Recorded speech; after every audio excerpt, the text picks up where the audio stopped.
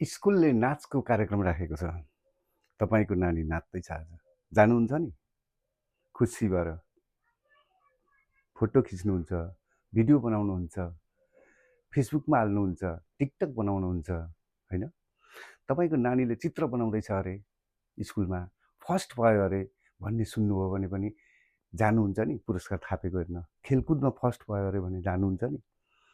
नाटक गर्दैछ अरे नानीले भन्नु भने पनि हतार हतार कस्तो गर्दो रहेछ मेरो नानीले भनेर जानुहुन्छ नि, होइन? तर याद गर्नुभएको छ तपाईँले यी कुराहरू सिक्ने मौका घरमा दिनुभएको छ? गाह्रो छ। किनभने हाम्रो सोच कति मात्रै हुन्छ भने आफ्ना बच्चालाई पढ, 1 मिनट तल माथि केही पनि नगरी पढ। एकछिन साथीसँग खेल्न गयो, हेर खेलेको उफ्रेको, पढ्नु नि बरु यसको सट्टा। एकछिन साथीहरूसँग यसो अभिनय नाटक साटक गर्छन्, हेर जान्नु न तान्नु, पढ्नु नि यसको सट्टा। गीत गाउँछन् मिलेर, त यो गा म यो गा दोहोरी गाउँ भन्छन्, हेर जान्नु न तान्नु के गीत गाएको, यो गीत गाउनुको सट्टा त पढ्नु नि भन्छौँ।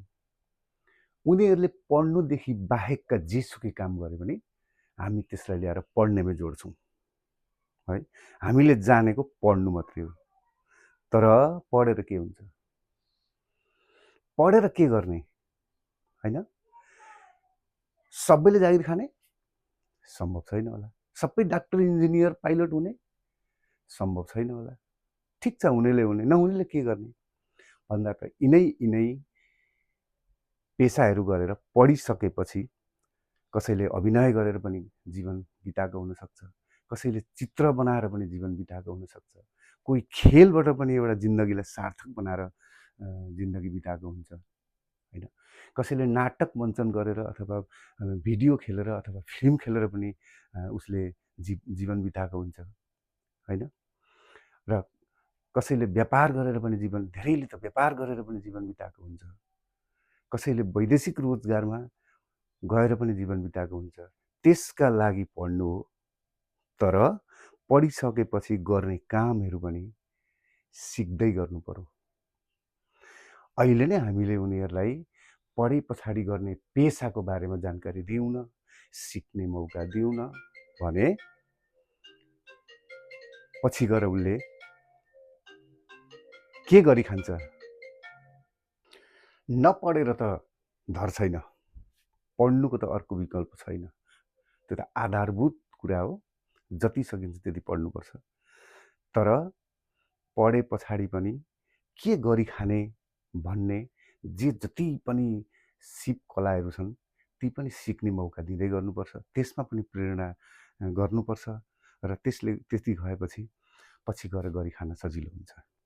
हामीलाई थाहा छ नि, जिन्दगी त गरी खाने त रहेछ, होइन? अर्थात् त के रहेछ? त्यसका लागि पढाइ, सिप अनि एउटा कुरो छ संस्कार।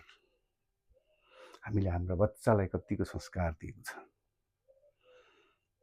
हामीले हाम्रो बच्चालाई कतिको संस्कार दिन सकेका छौँ। किनभने पढेको सर्टिफिकेटले मात्रै जिन्दगी बित्दैन। पढेको सर्टिफिकेट A+A को सर्टिफिकेट बोकेर मात्र जिन्दगी बित्दैन।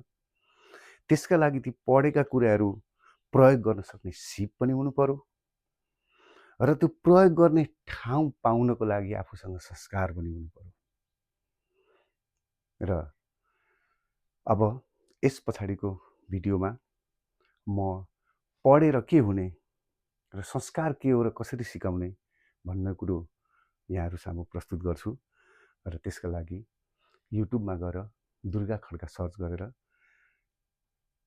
मलाई फलो गर्नुहोला, सुन्नुहोला। धन्यवाद।